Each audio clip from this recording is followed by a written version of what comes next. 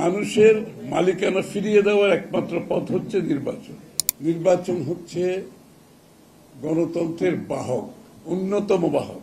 নির্বাচন এবং গণতন্ত্রকে প্রাতিষ্ঠানিক রূপ দেওয়ার কথা বলা হচ্ছে। প্রথমে নির্বাচনের ব্যাপারে যেটা বলতে হয়, নির্বাচন কেন? নির্বাচন হচ্ছে গণতন্ত্রের বাহক, অন্যতম বাহক। এটা হচ্ছে ভেহিকেল, যে অন্যতম একটা ভেহিকেল, বাহক, যার মাধ্যমে গণতন্ত্র তার জনগণের মতামতের প্রতিফলন ঘটানোর আর কোনো দ্বিতীয় পথ নেই, একটাই পথ। এবং গণতন্ত্র হচ্ছে বাংলাদেশের না সারা বিশ্বের মানুষের মালিকানা ফিরিয়ে দেওয়ার একমাত্র পথ হচ্ছে নির্বাচন।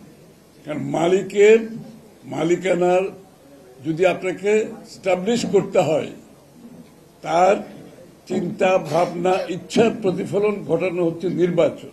এবং এই জন্য নির্বাচন গুরুত্বপূর্ণ। আজকে বিশেষ করে যে 15-20 বছর ধরে যে সংকটময় সময় আমরা কাটিয়েছি, আমরা কেউ ভোট দিতে পারি নাই, আমরা কেউ আমাদের মালিকানা, বাংলাদেশের মালিক জনগণ, আমাদের মালিকানা আমরা প্রতিষ্ঠিত করতে পারিনি।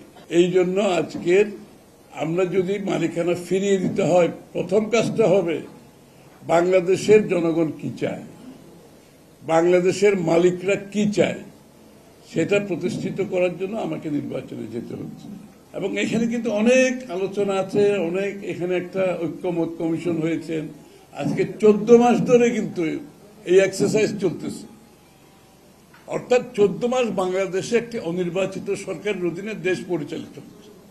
পরিষ্কার কথা, এখানে মানে এই এক্সারসাইজ করতে করতে 14 মাস পার হয়ে গেছে। কিন্তু এই 14 মাস কোন নির্বাচিত সরকার নাই।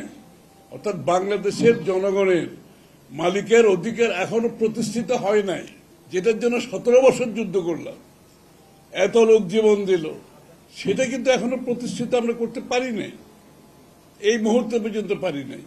এক্সারসাইজটা খুব ভালো এবং সবাই জাতীয় ঐক্যের স্বার্থে এই এক্সারসাইজে অংশগ্রহণও করেছে। যাদের এই এক্সারসাইজ সম্বন্ধে দ্বিমত ছিল, তারাও অংশগ্রহণ করেছে।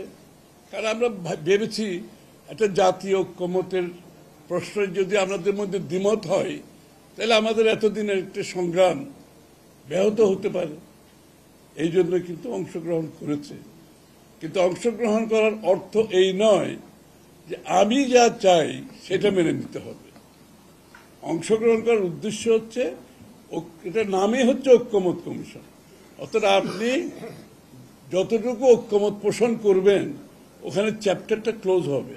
আর যেখানে ঐক্যমত হবে না, সেটা আপনাকে জনগণের কাছে নিয়ে যেতে হবে।